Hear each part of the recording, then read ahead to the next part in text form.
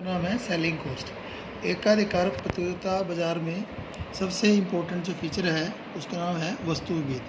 वस्तु विभेद का मतलब क्या होता है भी एक फर्म की वस्तु अन्य फर्म की वस्तु से किसी न किसी रूप में भिन्न होती है। फर्मों को अपना उत्पादन बेचने के लिए विज्ञापन पर तथा प्रचार पर काफ़ी मात्रा में धन व्यय करना पड़ता है। अर्थशास्त्र में वस्तु की बिक्री को बढ़ाने के लिए विज्ञापन तथा प्रचार पर जो धन खर्च किया जाता है उसको हम सेलिंग कॉस्ट कहते हैं। मोनोपोली मार्केट में इसकी ज़रूरत नहीं होती क्योंकि वहाँ पर सिंगल सेलर होता है, और इसी तरह से पूर्ण प्रतियोगिता बाजार में भी सेलिंग कॉस्ट की ज़रूरत नहीं होती क्योंकि वस्तुएं वहाँ पर होमोजीनियस होती हैं, समरूप होती हैं। ठीक है, इसलिए इस बाज़ार में वस्तुओं को बेचने के लिए फर्मों को विज्ञापन पर काफ़ी व्यय करना पड़ता है और इसी को हम सेलिंग कॉस्ट कहते हैं। इन सेलिंग कॉस्ट के कारण क्या होता है, फर्में वस्तु की मांग को बढ़ाने के लिए इसका प्रयोग फर्में जो है वस्तु की मांग को बढ़ाने के लिए या मांग में परिवर्तन करने के लिए करती है। संक्षेप में हम कह सकते हैं कि सेलिंग कॉस्ट ये विक्रय लागतें वो लागतें हैं जो किसी वस्तु की बिक्री को बढ़ाने के लिए विज्ञापन पर, प्रचार पर, सेल्समैन को नियुक्त करने के लिए, प्रदर्शन करने के लिए, ठीक है, और दुकानदारों को दिए जाने वाले कमीशन या उपहार इत्यादि, उपहार रियायतों इत्यादि के रूप में करती है। जो भी व्यय करती है उनको हम सेलिंग कॉस्ट कहते हैं। चैम्बरलिन ने इसकी बहुत बड़ी डेफिनेशन दी है। विक्रय लागतें वो लागतें होती हैं जो किसी वस्तु के मांग वक्र की शकल या स्थिति में परिवर्तन करने के उद्देश्य से लगाई जाती है। आगे है इसमें विक्रय लागतों और उत्पादन लागतों में अंतर। ये जानना बहुत ज़रूरी है क्योंकि उत्पादन लागतें वो लागतें होती हैं जो वर्तमान मांग को पूरा करने के लिए खर्च की जाती हैं। इसके विपरीत जो विक्रय लागतें होती हैं वो मांग में वृद्धि करने के लिए खर्च की जाती हैं। इन दोनों में कुछ एक अंतर है, जैसे कि उत्पादन लागतें वे लागतें हैं जो एक वस्तु को ग्राहकों की आवश्यकताओं को पूरा करने के योग्य के लिए खर्च की जाती हैं, और इन लागतों के फलस्वरूप क्या होता है, वस्तुएं उपभोक्ताओं के योग्य हो जाती हैं। इसके विपरीत विक्रय लागतें वो लागतें होती हैं जो उपभोक्ताओं की रुचियों और आदतों में परिवर्तन करने में सहायक होती हैं। इनका मुख्य उद्देश्य है ग्राहकों को वस्तुओं के प्रति आकर्षित करना होता है। ठीक है, जैसे कि चैम्बरलिन ने एक बार फिर कहा है कि विक्रय लागतें वो लागतें जो वस्तु की मांग के अनुरूप बनाती हैं, वस्तु को मांग के अनुरूप बनाती हैं, उनको उत्पादन लागतें कहलाती हैं। इसके विपरीत वे लागतें जो मांग को वस्तु के अनुरूप बनाती हैं वो विक्रय लागतें कहलाती हैं। दूसरा इनमें अंतर मुख्य ये है, उत्पादन लागतों में वस्तु तैयार करने, बाजार तक पहुंचाने, उसके बनाने पर जो पैसा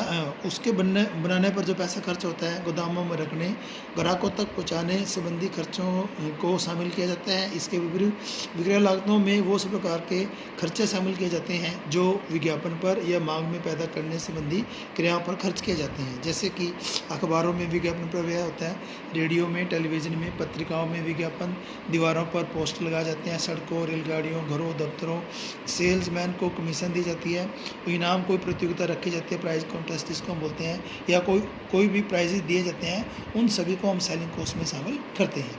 तीसरा और जो महत्वपूर्ण जो अंतर है वो क्या है, विक्रय लागतों का उद्देश्य है वस्तु की मांग में वृद्धि करना होता है, जबकि उत्पादन लागतों का मुख्य उद्देश्य होता है वस्तु की पूर्ति में वृद्धि करना होता है।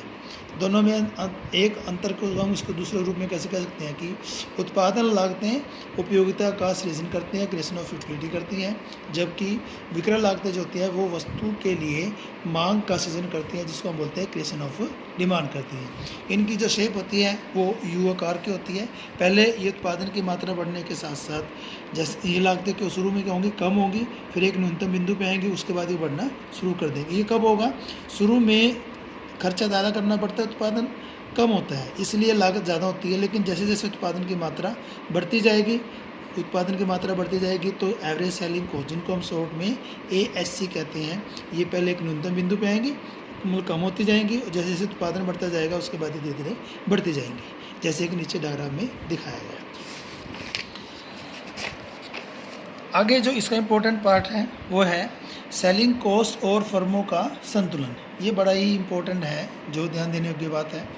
एकाधिकार प्रतियोगिता में फर्म के संतुलन का अध्ययन करने के लिए हम यहाँ पर यह मान लेते हैं कि वस्तु की जो कीमत है और विक्रय लागत दोनों में परिवर्तन हो रहा है। अर्थात जैसे जैसे वस्तु की कीमत में परिवर्तन होगा, लागतों में परिवर्तन होगा। वस्तु की कीमत बढ़ेगी तो विक्रय लागतें भी बढ़ेंगी। कीमतों के बढ़ने पर फर्मों के लाभ भी बढ़ेंगे, और फर्मों के जब लाभ बढ़ेंगे तो उत्पादन में वृद्धि करेंगे। उत्पादन में वृद्धि की जाएगी तो उत्पादन लागतों में फिर परिवर्तन होगा। इस तरह से फर्मों को यह निर्णय लेना है कि कौन सी कीमत निर्धारित की जाए और कितनी मात्रा में विक्रय लागतों पर पैसा खर्च किया जाए। ये बहुत ज़रूरी होता है, ये फर्मों को डिसीजन लेना पड़ता है। यहाँ पर हम अध्ययन की सुविधा के लिए क्या मान लेते हैं कि विक्रय लागतों के फलस्वरूप वस्तु की मांग में वृद्धि होती है और उत्पादक के लाभ बढ़ जाते हैं। जैसे कि आप यहाँ देखो, यहाँ पर ये एवरेज रेवेन्यू कर्व है। इस डायग्राम में हमने MC और MR जो यहाँ पर दिखा रखा है, उत्पादन की मात्रा पे हमने क्या माना है, MC और MR को दोनों को बराबर मान लिया है, और इसको कम्प्लेक्स बनाने से हमें उनको दिखाना है यहाँ पर उचित नहीं समझा। हमने क्या लिया है, AR जो बाएं से दाएं ऊपर से नीचे की ओर झुकी हुई है, और एकाधिकार प्रतियोगिता में क्या है, ये मोर इलास्टिक है। इसका मतलब क्या है, प्राइस कम होगा तो डिमांड ज़्यादा होगी, ठीक है।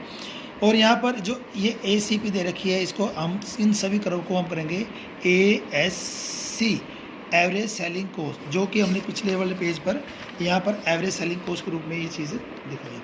एवरेज सेलिंग कॉस्ट के रूप में हमने यहाँ पर ये चीज़ दिखाई है, तो यहाँ पर भी हम यही नाम रखेंगे, एवरेज सेलिंग कॉस्ट। इसको हम बोलेंगे एवरेज सेलिंग कॉस्ट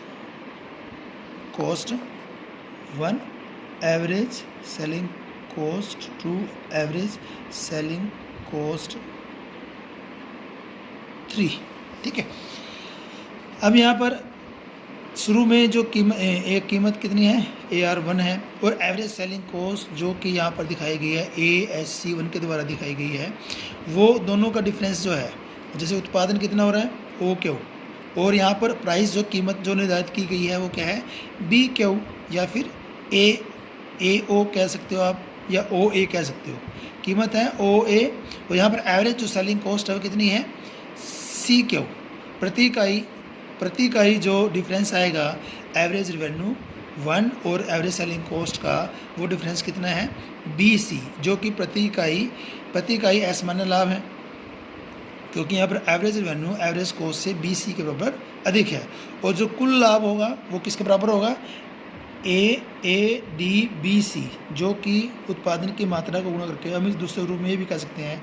यदि हम यहाँ पर फर्मों की एवरेज रेवेन्यू लें, एवरेज रेवेन्यू कितनी होगी ABOQ, और एवरेज कॉस्ट कितनी होगी DCOQ। दोनों का जो डिफरेंस है वो क्या है ADBC के बराबर है, ठीक है। अब फर्मों को असमान्य लाभ मिलेंगे। फर्मों को इस असमान्य लाभ के कारण फर्में क्या करेंगे, अपने उत्पादन में वृद्धि करेंगी। फर्म उत्पादन में वृद्धि करेंगी तो क्या होगा, मांग वक्र जो बढ़कर है वो क्या हो जाएगा AR2 हो जाएगा। फर्मों के लाभ बढ़ेंगे, उत्पादन पर व्यय करेंगे, विज्ञापन पर व्यय करेंगे, विज्ञापन पर व्यय करने से क्या होगा, फर्मों की वस्तुओं की मांग बढ़ेगी, और मांग वक्र जो है वो AR से बढ़कर क्या हो जाएगी AR2 हो जाएगी। क्योंकि मैंने अभी आपको पहले भी कई बार बताया है, प्रत्येक मार्केट में प्राइस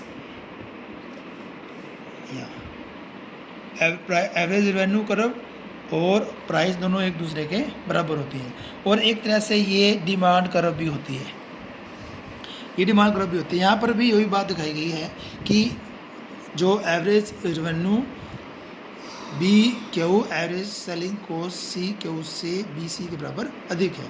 अर्थात यहाँ पर जैसे हमने यहाँ बताया है कि विक्रय लागतों में परिवर्तन के फलस्वरूप वस्तु की मांग में वृद्धि होती है और उत्पादक के लाभ बढ़ जाते हैं। तो यहाँ पर भी वैसे ही होगा कि फर्मों के जब लाभ बढ़ेंगे तो विज्ञापन पर व्यय बढ़ेगा, उनकी मांग बढ़ेगी, और मांग वक्र बढ़कर के क्या हो जाएगी, ये इन तीनों लाइनों को हमने पैरेलल रखना है और इस वाले लाभ से डिफरेंट करना है। हमने एक नई लाइन खींची, वो क्या है AR2 में यहाँ पर जो नई कीमत हुई वो कितनी हुई HP या फिर EO। यहाँ पर एवरेज सेलिंग कॉस्ट कितनी है GP, जो कि एवरेज रेवेन्यू कॉस्ट HP से कितनी कम है HG के बराबर कम है, या आप यूँ कह सकते हो कि एवरेज रेवेन्यू एवरेज कॉस्ट से HG के बराबर अधिक है, और ये प्रति इकाई असमान्य लाभ है। कुल असमान्य लाभ लेने के लिए हम इसको उत्पादन की मात्रा OP से गुणा कर देंगे, जो कि हमारे पास आएगा EFHG। या आप इसको दूसरे रूप में ऐसे भी ले सकते हैं कि इस कीमत पर फर्म के जो उत्पादन है वो कितना है OEH और P, और जो लागत है वो कितनी है, ओ एफ जी और पी। यदि हम इसमें से आय में से, उत्पादन में से यदि हम लागत को घटा देंगे तो हमारे पास क्या होगा, ई एफ जी एच के बराबर हमारे पास ये सुपर नॉर्मल प्रॉफिट होगा। इसी तरह से हम और जब फर्म के लाभ बढ़ेंगे तो मांग होकर बढ़कर ये और हो जाएगी, तो और ज़्यादा विज्ञापन पर व्यय होगा, फर्मों के लाभ और बढ़ते हैं, इस तरह से ये चलता रहेगा।